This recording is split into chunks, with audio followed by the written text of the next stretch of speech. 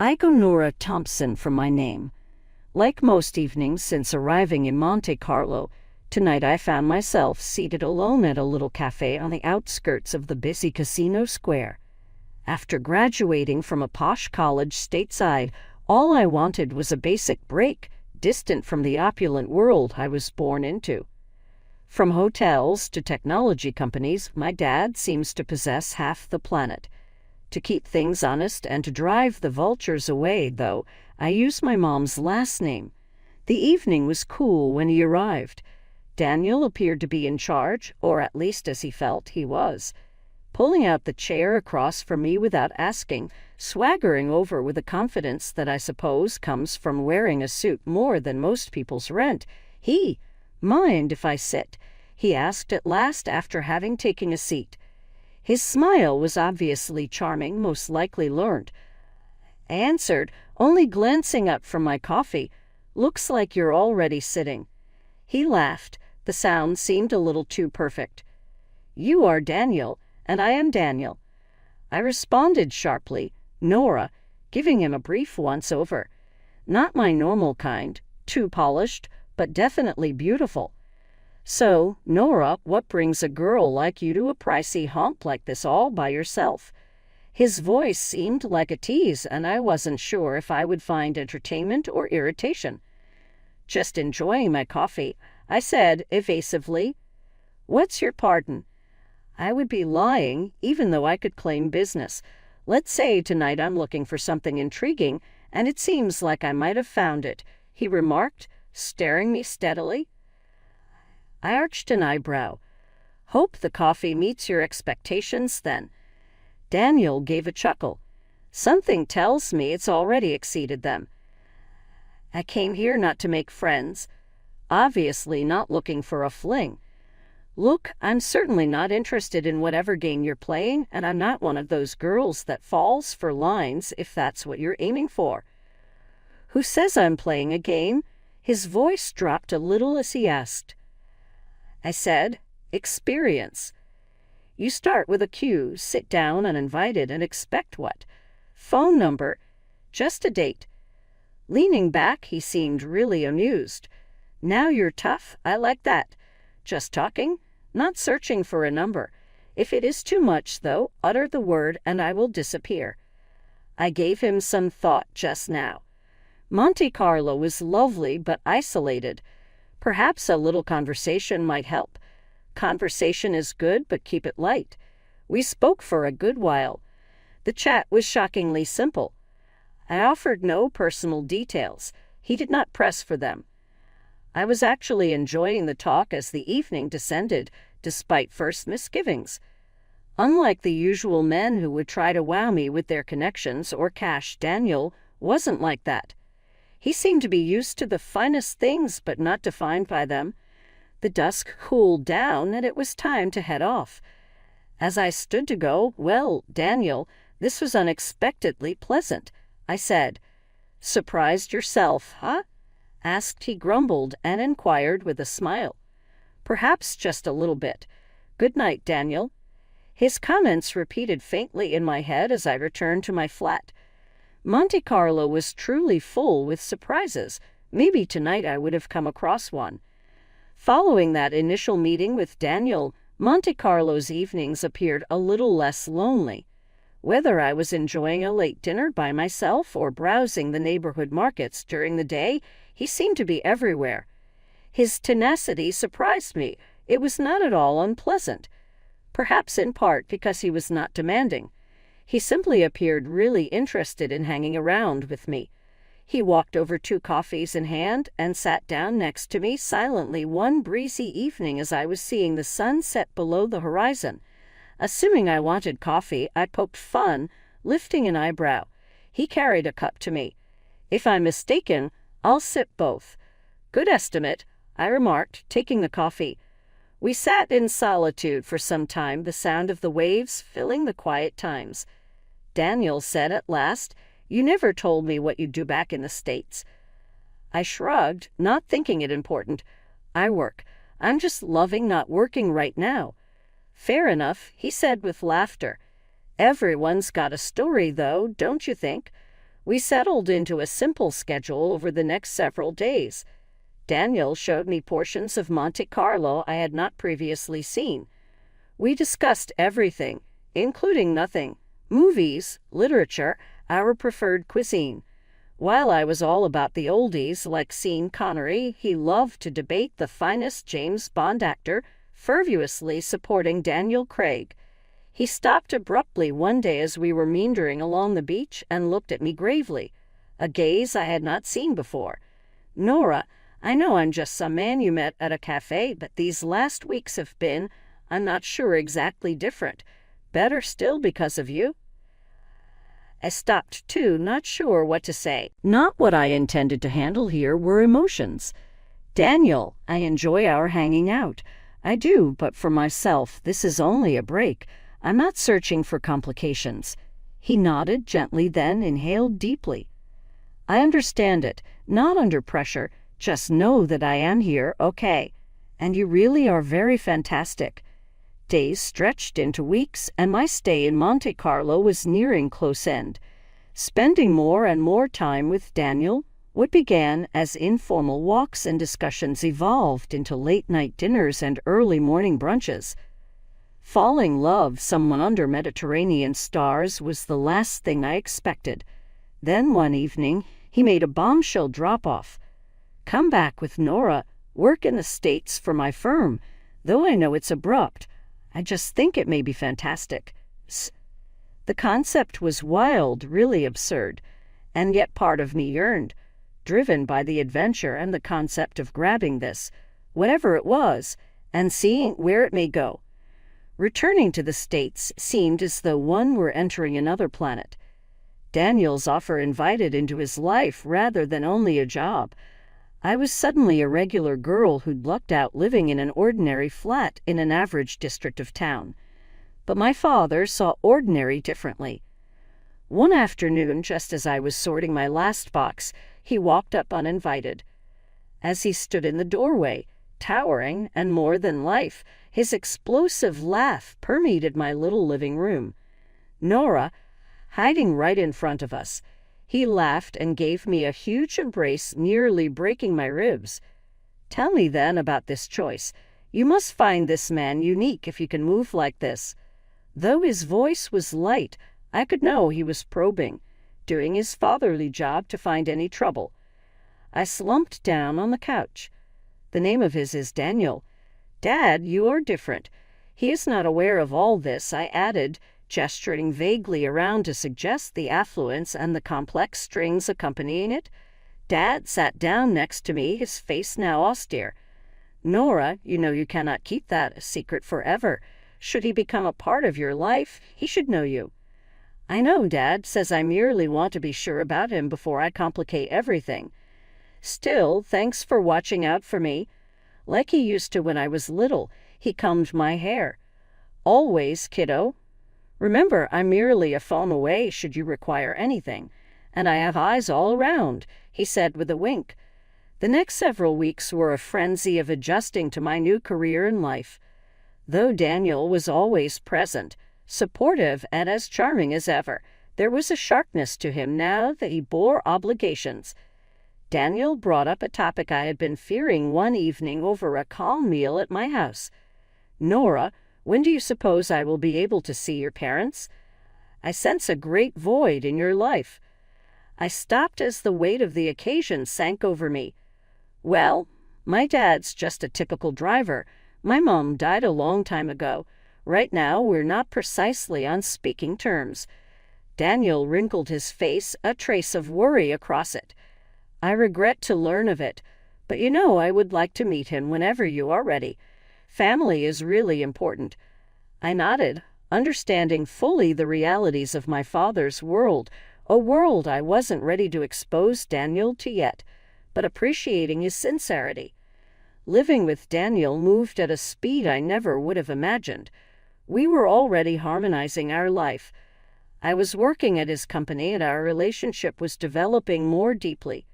Though I suppose it all felt like we were preparing for something major, I was still surprised when that momentous event took place. That evening was like every other.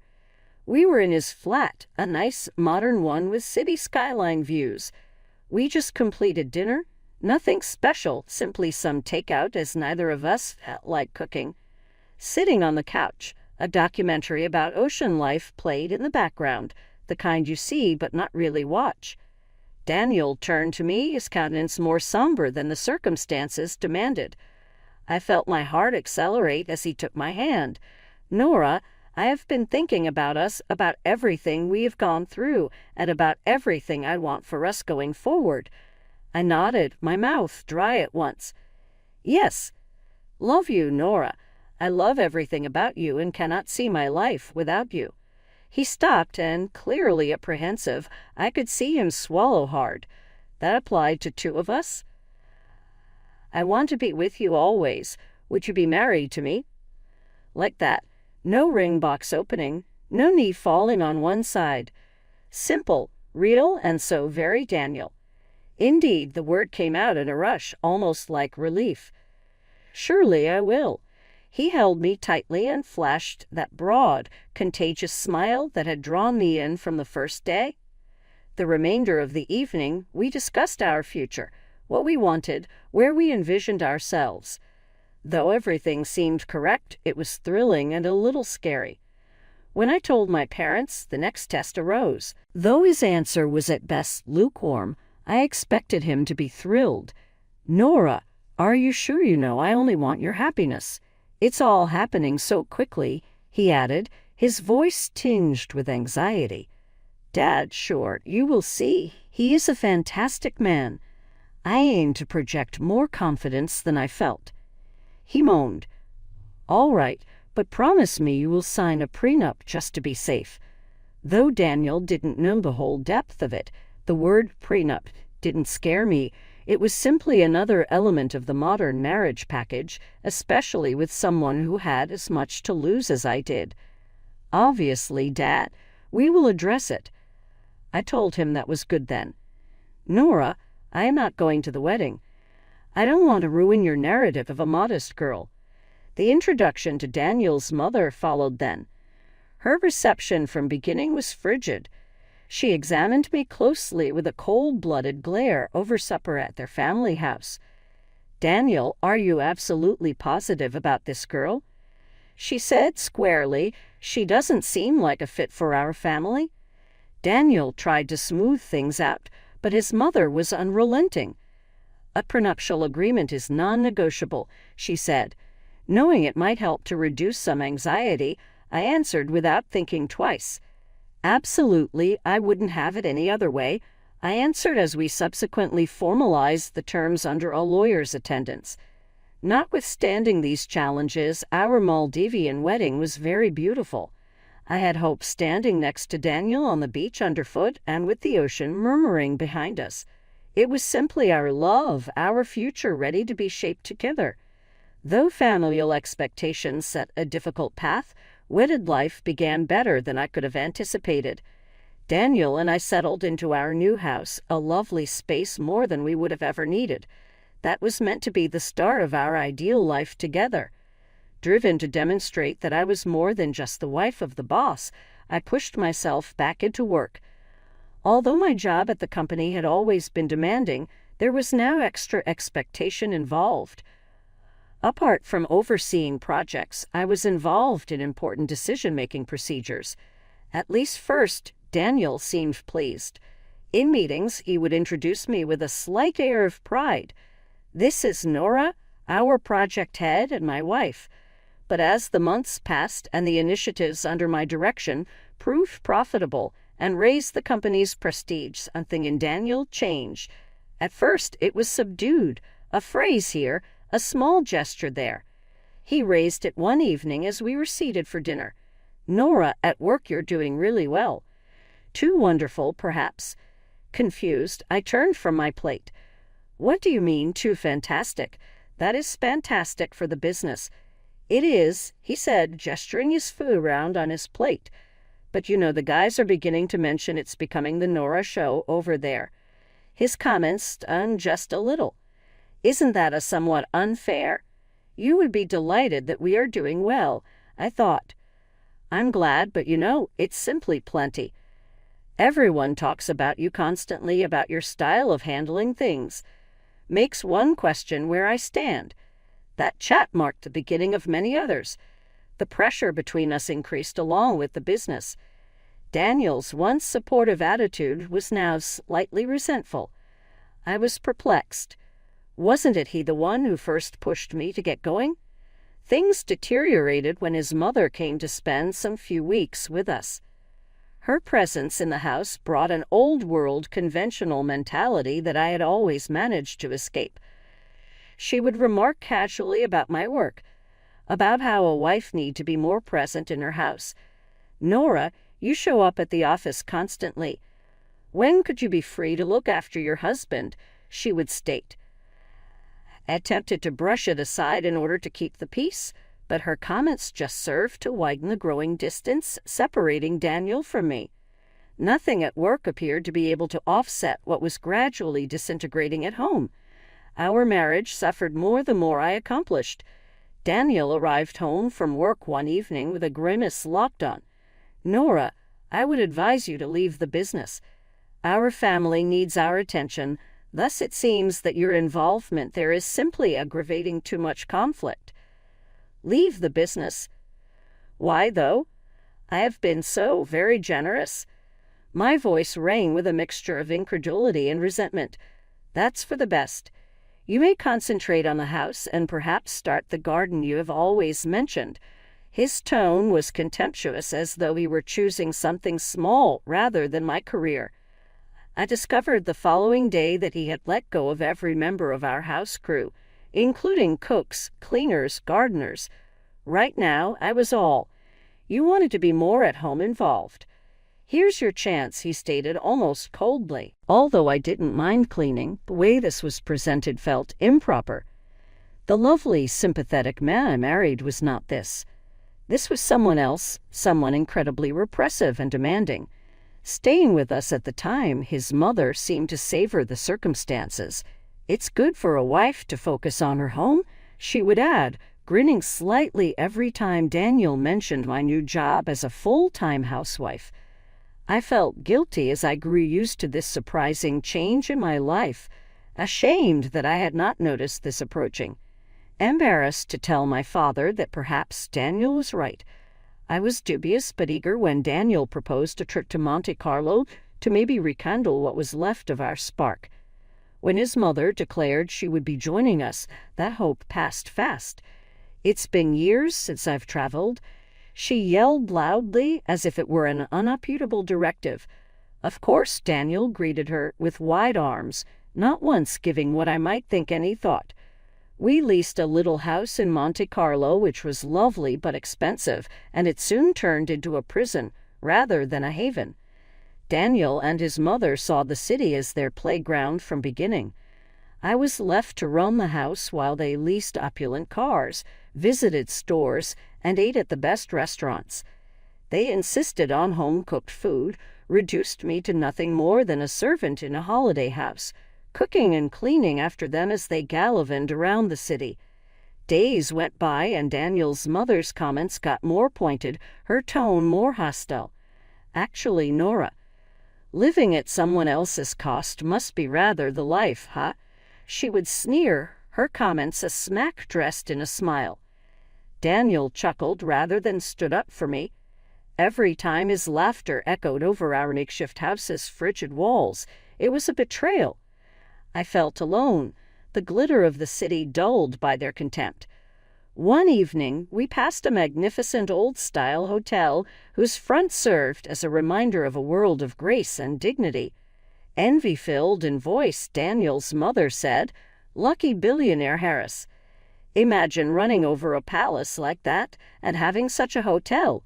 That evening, the final remnant of my tolerance collapsed in a cafe with a view of the sea.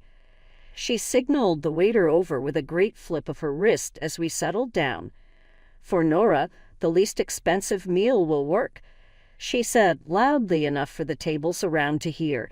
"There is no need to treat her with luxuries she does not deserve." Daniel's answer was a laugh. His agreement came from the contemptuous flip of his hand as much as from his voice. Good call, Mom. Not too far should we go. Like the waves breaking on the rocks below us, humiliation swept over me. Rising from my chair, the sound of my seat reflected my stress. I confronted them both, my voice steady, louder than I meant. I will not tolerate this any longer, I said, hands shaking but resolve strong. I am divorcing Daniel, you say.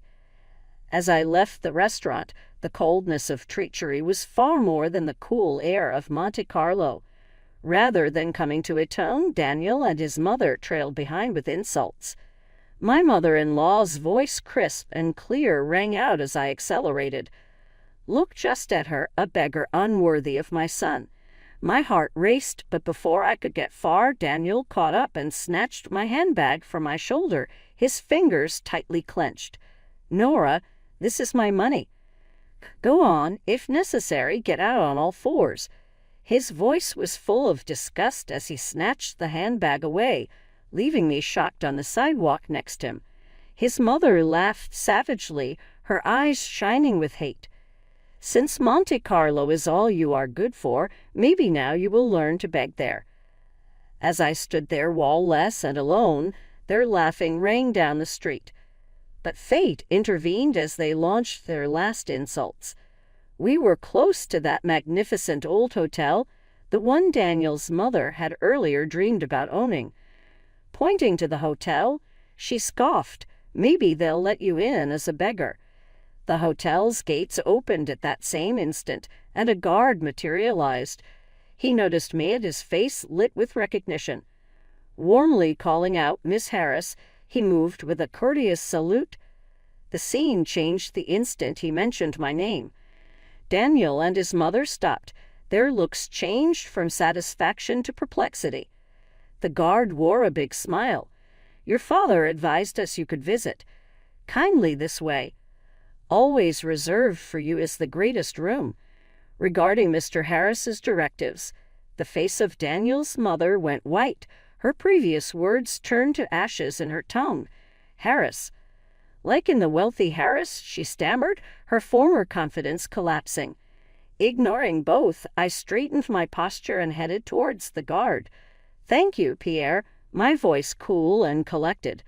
Inside I had a mixture of vindication and relief. Daniel's cries started behind me, frantic. Please, Nora. I did not mean not to be left behind, his mother yelled past her son.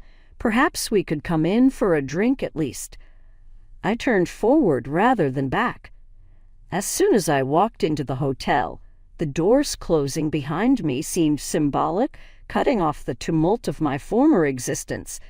Pierre walked me to the reception, where staff members treated me respectfully because of the daughter of their company. The long flight back to the United States gave me plenty of time to consider my future. By the time I arrived, my determination had hardened like the city sidewalks, ready to be walked upon yet unbending against pressure. The next day I was in the office of a respectable attorney, papers all around like a war map. The attorney said, his tone a mix of surprise and indignation, "It looks your husband neglected to pay you bonuses owed for the multi-million-dollar deals you closed."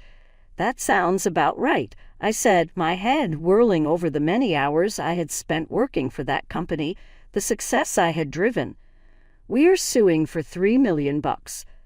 While Daniel stood there stumbling through his defense, the courtroom was frigid and sterile, a far cry from the intense glares he sent across the room. Once loved, the man looked quite pitiful. Daniel's face fell when the decision came, a landslide triumph paying me $3 million. He tried one last plea outside the courthouse. Nora, everyone is laughing at me. I screwed. Can we go back? Once his words touched my heartstring, that moment had gone by. Daniel, you just missed the money.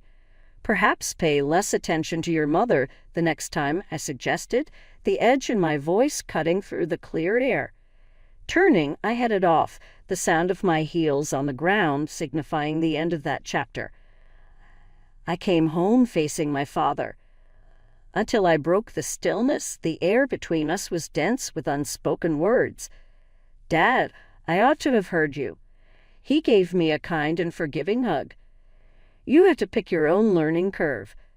You now know, and knowledge is half the fight." We discussed life, errors, and fresh starts late into the evening. His guidance was a lighthouse as I negotiated future ideas. Motivated by our discussion, I started building the foundation of my next project.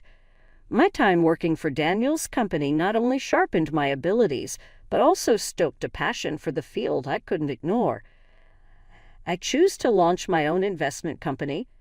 With my experience and the large payout, I had the means to launch something meaningful, something my weeks became months as I developed my company from nothing. Though the obstacles were great, every one of them taught me something. Every accomplishment verified that I was headed in the correct direction. From a disappointed wife in a loveless marriage to a capable business owner, I realized how far I had come when seated in my new office staring down the busy streets below. Though each one of them had strengthened me, the road had been full with challenges.